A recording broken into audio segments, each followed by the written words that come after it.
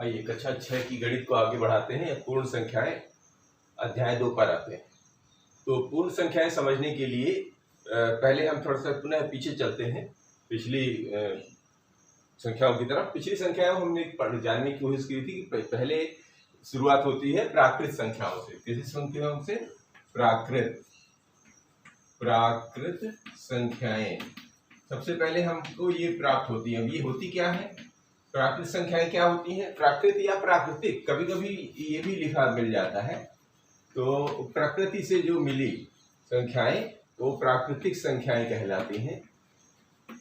अब ये प्राकृतिक संख्याएं क्या होती हैं? ये होती हैं 1 2 3 4 5 6 7 8 9। ये शुरू से में हमें जो ये प्राकृतिक संख्याएं मिली हैं वो ऐसी होती हैं। अब चूंकि इनका इस्तेमाल हम गिनने में करते थे, कैसे? 1 2 3 4 5 6 7 8 9। तो जब हमारे पूर्वज थे उनको इतनी चिन्ह याद थे, तो इन चिन्हों को हम कभी कभी गणन संख्याएं भी, क्योंकि गिनने में इस्तेमाल करते थे, इसलिए इनको हम गणन संख्याएं भी बोल देते थे। क्या बोल देते थे? गणन संख्याएं। क्या बोल देते थे? गणन संख्याएं। गणन माने गिनती की संख्याएं। गणन या गिनती की संख्याएं। गिनती की संख्याएं, इनका नाम ऐसा भी था, ये भी बोला जा सकता था। अभी इसका नाम कैसे बन गया? प्राकृतिक संख्याएं बोल दीजिए, चाहे प्राकृतिक संख्याएं बोल दीजिए, चाहे गणन संख्याएं बोल दीजिए, चाहे गिनती की संख्याएं, सब इसका मतलब वही निकलता था। लेकिन काफी समय पहले, यानी हम लोगों के कई हजार साल पहले, कई हजारों सालों पहले हमारे जो ये पद्धतियां प्रचलित थी वो ऐसे चलती थी। तो काम कैसे होता था? ऐसे लगाया जाता था, 1 2 3 4 5 6 ऐसे करके हिसाब किताब किया जाता था। तो हिसाब करने के लिए जो भी ये लाइनें खींची जाती थी, इन्हीं के हिसाब से काम चलता था। तो क्या करते थे कि 1 2 3 3 6 7 8 9, जैसे ही 9 आ जाता था, तो 9 के बाद अगर बहुत सारी संख्याएं अगर ऐसे कर देंगे तो गिनने में दिक्कत आ जाती थी। तो उन्होंने क्या किया, इसको ऐसे बंडल बनाना शुरू किया। एक बंडल, फिर दूसरा बंडल बनाया, 1 2 3 4 5 6 7 8 9, फिर बंडल, क्योंकि हमारे पास यही चिन्ह थे। तो इनको क्या बोला गया? इनको बोला गया, ये क्या था? चिन्ह थे हमारे। तो एक ये इसको बोला गया चिन्ह, यानी अंकीय चिन्ह, यानी ये अंकों के चिन्ह थे। ठीक है, तो ये हमारे जो प्राकृतिक चिन्ह थे, अंकीय चिन्ह या प्राकृतिक चिन्ह, प्रकृति से मिली थी, तो प्राकृतिक चिन्ह, इनको हम प्राकृतिक चिन्ह भी बोला गया, इन्हीं से पहचानते थे। बाद में जब ये बंडल बनाने लगे तो इनको काम आसानी होने लगी। तो इन्होंने देखा, ऐसे इन्होंने देखा यार कि कुछ संख्याओं की जब ज्यादा बढ़ने लगे तो ऐसे ही बढ़ने लगे, तो इनके कुछ कमी नजर आ रही है। इन्होंने देखा कि इसको कमी को दूर करने के लिए क्या किया, इन्होंने एक अंक और डाला। ये जो बंडल है ये डाला।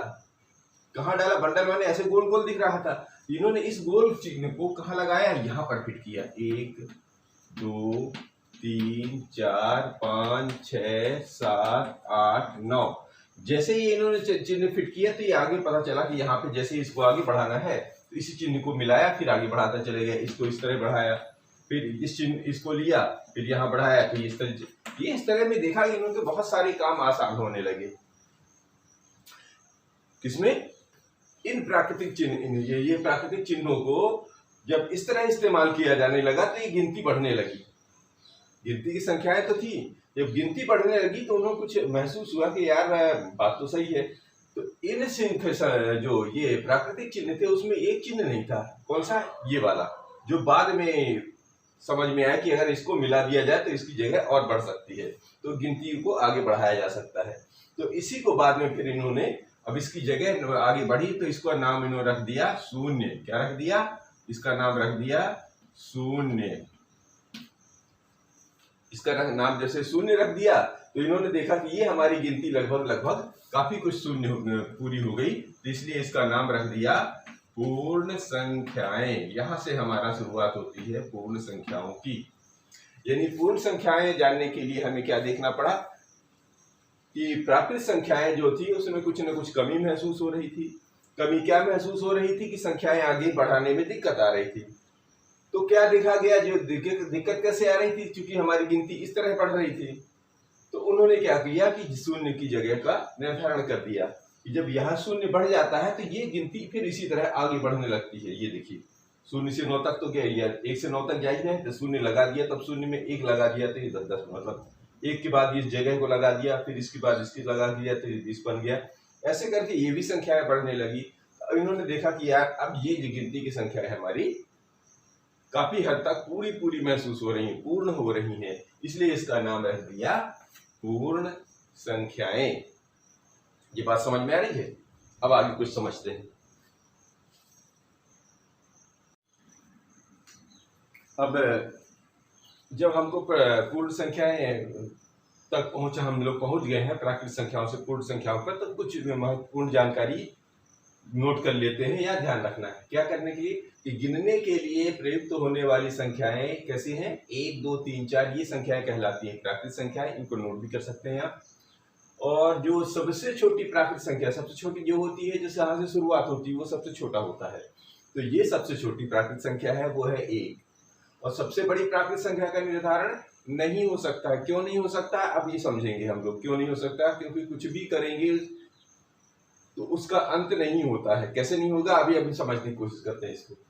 तो प्राकृत संख्याओं अर्थात 1 2 3 जो ये सीरीज जाती है, इसमें यदि शून्य को शामिल कर देते हैं तो प्राप्त संख्याएं क्या कहलाती हैं, पूर्ण संख्याएं। देखो ये प्राकृत संख्याएं थी, इसमें शून्य को हमने शामिल कर लिया, अब ये कहलाएगी पूर्ण संख्याएं। यानी ये संख्याएं कहलाएगी ये पूर्ण संख्याएं। यानी पूर्ण संख्याएं ऐसे बनेंगी, ठीक है। तो ये प्राकृत संख्याएं कहलाती थी।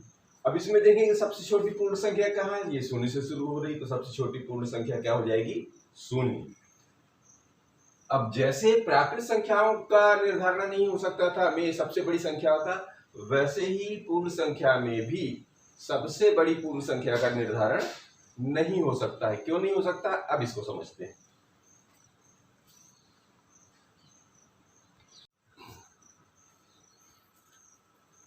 अब जब भी हमने अभी पूर्ववर्ती संख्या, ये क्या बोलते हैं, प्राकृत संख्या की सबसे छोटी संख्या सीख ली कैसे कौन सी होती है, पूर्ण संख्या की सबसे छोटी संख्या क्या होती है, ये सीखे। अब सबसे बड़ी संख्या का निर्धारण हमने पढ़ा था कि उसका निर्धारण नहीं किया जा सकता। क्यों नहीं किया जा सकता, उसके लिए हमको 2 चीजें समझनी पड़ेगी। एक होता है परवर्ती संख्या, एक होता है पूर्ववर्ती संख्या। परवर्ती का मतलब होता है पर माने आगे की तरफ। तो किसी भी संख्या के आगे, ठीक एक आगे जो भी संख्या आती है उसे हम परवर्ती संख्या कहते हैं। तो इसकी परिभाषा कैसे बनेगी कि किसी संख्या में 1 जोड़ने पर प्राप्त संख्या पूर्व संख्या की परवर्ती संख्या कहलाती है। जैसे तो एक उदाहरण लेते हैं, मान लीजिए एक संख्या है 6, तो इसका परवर्ती कैसे बनेगा, परवर्ती का मतलब हो गया 1 जोड़ना, तो बन गया 7।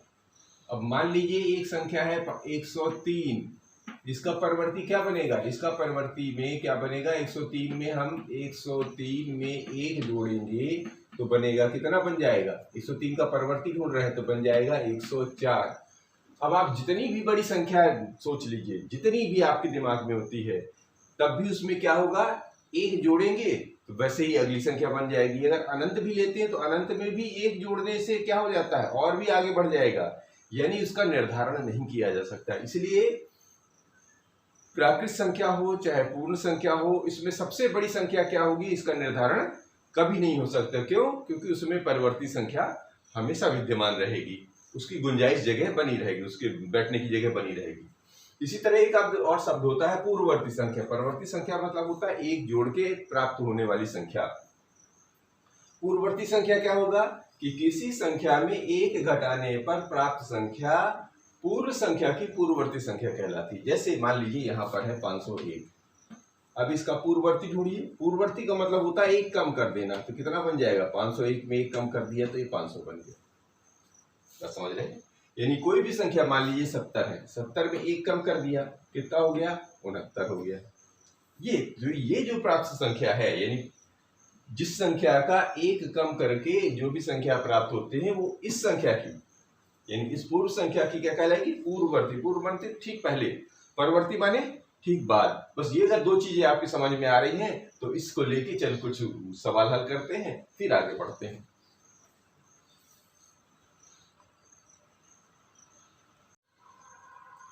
अब इसमें कुछ सवाल हल करते हैं, फिर आगे बढ़ते हैं। तो इसमें ये कह रहा है कि प्रयास कीजिए में कि 1997, 12,000, 49, 10,000, और ये अगर ध्यान से गिने, इकाई, दहाई, सैकड़ा, हजार, 10,000, लाख, 10 लाख, 24 लाख 40,701, और इसमें देखिए सैकड़ा, हजार, 10,000, लाख, 1,01,199, और इसी तरह 2,08,090 के पूर्ववर्ती। पूर्ववर्ती को अंग्रेजी में बोलते हैं प्रेडिसेसर, और परवर्ती को अंग्रेजी में बोलते हैं सक्सेसर लिखना है। तो हम क्या करेंगे, हम यहाँ पर एक चार्ट की तरह इसको बना के पूर्ववर्ती और परवर्ती निकालते हैं। चाहे आप अलग अलग निकाल लीजिए, चाहे एक साथ निकाल लीजिए। चलिए शुरू करते हैं। ये तो दी गई संख्या यहाँ पर लिख लेते हैं, दी गई संख्या, और यहाँ पर लिख लेते हैं, चूंकि पूर्ववर्ती चाहिए और परवर्ती चाहिए, तो यहाँ पर लिख लेते हैं पूर्ववर्ती, और यहाँ पर लिख लेते हैं परवर्ती। ये ले लीजिए। ये तो अब एक साथ सारे के सारे हम निकाले जा सकते हैं। तो हमारी संख्याएं कौन कौन सी हैं, पहले तो लिख लीजिए जो जो संख्या है। एक दिया है 19, एक दिया है 1900 या 1,997, एक है 12,000, ये लिख लिया, और एक है 49, ये भी लिख लिया, और एक है 10,000, ये भी लिख लिया,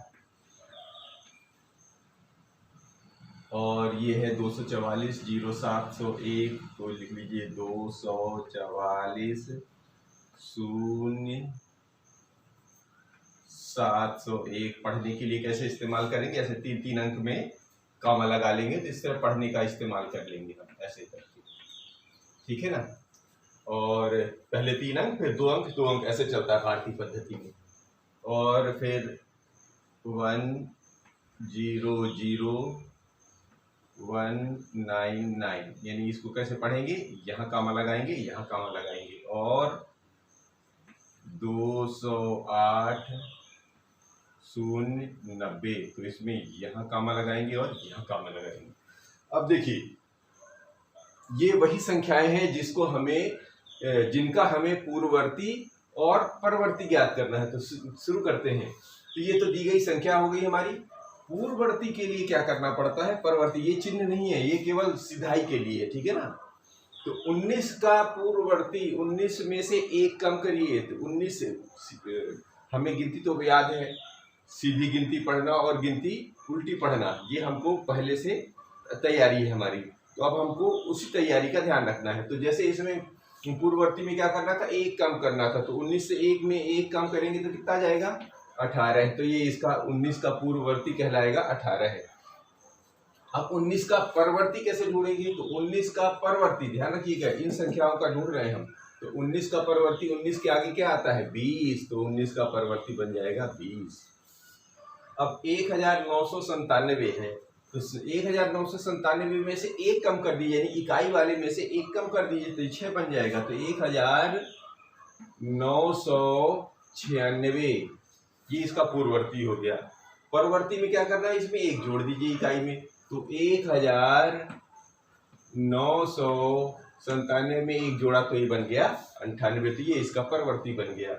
इसी तरह 12,000 में से एक कम करेंगे तो ये क्या हो जाएगा, शून्य में, मतलब 12,000 में से एक कम करेंगे तो कितना, 11,999 में बदल जाएगा। कितना बदल जाएगा ये, 11,999 में बदल जाएगा। क्यों, क्योंकि जब इसको घटाएंगे तो ये एक एक अंक पीछे की तरफ सरकता चला जाएगा। इसी तरह इसका परवर्ती करेंगे तो इसमें एक जोड़ेंगे तो यहाँ पर एक लग जाएगा, तो ये बन जाएगा 12,001।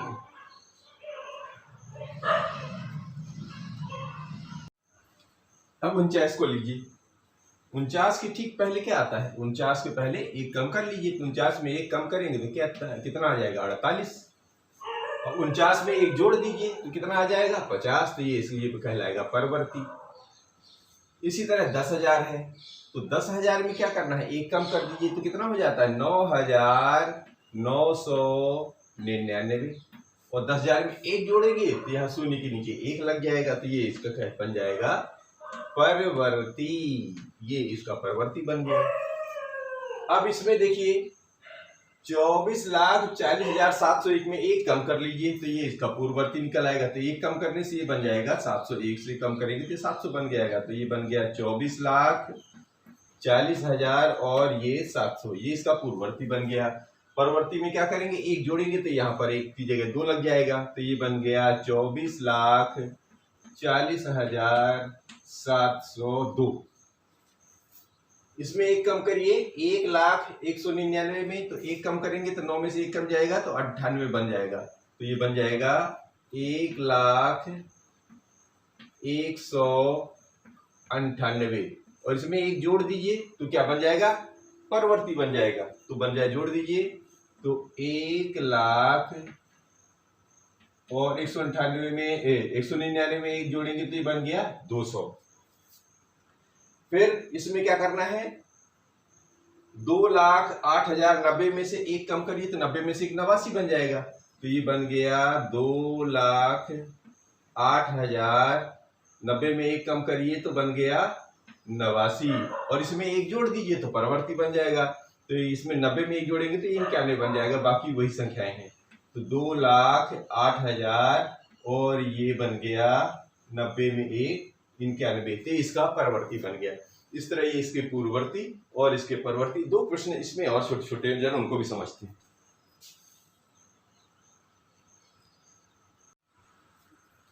अब इसमें 2 प्रश्न और छोटे छोटे हैं, जरा इनको समझने की कोशिश करते हैं। क्योंकि अभी हम परवर्ती पूर्ववर्ती भी समझ चुके हैं और प्राकृत संख्याओं के बारे में भी पढ़ चुके हैं, उसके लिए कुछ तथ्य है वो भी याद कर चुके हैं। तो जरूर जवाब देते हैं। क्या ऐसी कोई प्राकृत संख्या है जिसका कोई पूर्ववर्ती नहीं है? पूर्ववर्ती का मतलब होता है कि ठीक पहले एक कम करके।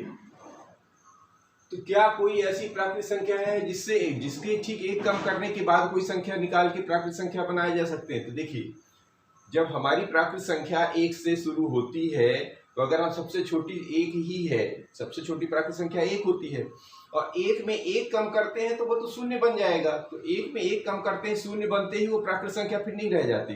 जब प्राकृत संख्या नहीं रह जाती तो जवाब क्या लिखेंगे हम? क्या कोई ऐसी प्राकृत संख्या है? नहीं है। तो इसका जवाब क्या लिखेंगे? इसका जवाब लिखेंगे नहीं, ऐसी कोई प्राकृत संख्या नहीं है। क्या लिखेंगे? नहीं ऐसी कोई प्राकृत संख्या नहीं है, कोई प्राकृत संख्या नहीं है जिसका कोई पूर्ववर्ती नहीं है। ठीक है, जिसका कोई पूर्ववर्ती नहीं है, यानी सबसे छोटी कोई प्राकृत संख्या है तो यहाँ पर नहीं, एक जो है वो ऐसी संख्या है, एक ऐसी प्राकृत संख्या है। यहां पर लिखेंगे ये, क्या ऐसी कोई प्राकृत संख्या है जिसका, हाँ, एक ऐसी प्राकृत संख्या है। क्या एक ऐसी प्राकृत संख्या है? एक ऐसी प्राकृत संख्या है। ये एक ऐसी प्राकृत संख्या है, नहीं उल्टा लिखा गया। एक ऐसी प्राकृत संख्या है जिसका कोई पूर्ववर्ती नहीं है, यानी एक में एक कम कर देंगे तो वो शून्य बन जाएगा, तो प्राकृत संख्या नहीं रह जाएगी। तो हमारा जवाब क्या हुआ? क्या कोई प्राकृत संख्या है? हाँ, तो हाँ ऐसे लिखेंगे, हाँ एक ऐसी प्राकृत संख्या है जिसका कोई पूर्ववर्ती नहीं है। अब बात क्लियर हो गई, ठीक है ना। दूसरा प्रश्न इसी में कह रहा है, क्या ऐसी कोई प्राकृत संख्या है जिसका कोई परवर्ती नहीं है? देखिए, परवर्ती बनाने के लिए क्या होता है, कोई भी संख्या प्राकृत लीजिए, उसमें एक जोड़ दीजिए तो वो क्या बन जाता है? उसका परवर्ती बन जाता है। तो आप जितनी ज्यादा से ज्यादा बड़ी भी सोचेंगे तो भी उसमें एक जुड़ने की गुंजाइश बनी रहेगी। जब गुंजाइश बनी रहेगी तो उसका परवर्ती बन जाएगा। तो बड़ी से बड़ी संख्या कोई बन ही नहीं पा रही है, तो क्या कोई ऐसी संख्या है जिसका कोई परवर्ती नहीं? इस टाइप की कोई संख्या बन ही नहीं पाएगी। क्यों? कि वो पूछ रहा परवर्ती नहीं है, क्योंकि कोई भी संख्या सोचेंगे उसमें एक जुड़ जाएगा तो परवर्ती बन जाएगा। और उस पूछ रहे हैं परवर्ती नहीं होना चाहिए, तो इसका हल क्या हो जाएगा? नहीं। क्या कोई ऐसी प्राकृत संख्या है? नहीं है कि जिसका परिवर्ती नहीं है। नहीं, ऐसी कोई प्राकृत संख्या नहीं है। प्राकृत संख्या नहीं, ऐसी कोई प्राकृत संख्या नहीं है जिसका कोई परवर्ती नहीं है। जिसका कोई परवर्ती माने आगे, क्योंकि परवर्ती नहीं है। परवर्ती का मतलब ये है किसी भी संख्या, प्राकृत संख्या तो जितना भी सोच सकते हैं उसमें एक जुड़ने की संभावना बनी रहेगी, अर्थात परवर्ती बन ही जाएगा। वो कंडीशन पूछना नहीं है। फिर क्या पूछ कोई अंतिम प्राकृत संख्या है? जब परवर्ती बन ही रही है तो अंतिम कुछ निकल ही नहीं पाएगा, तो इसमें लिखेंगे नहीं, कोई अंतिम प्राकृत संख्या नहीं है। नहीं, कोई अंतिम प्राकृत संख्या नहीं है। प्राकृत संख्या नहीं है।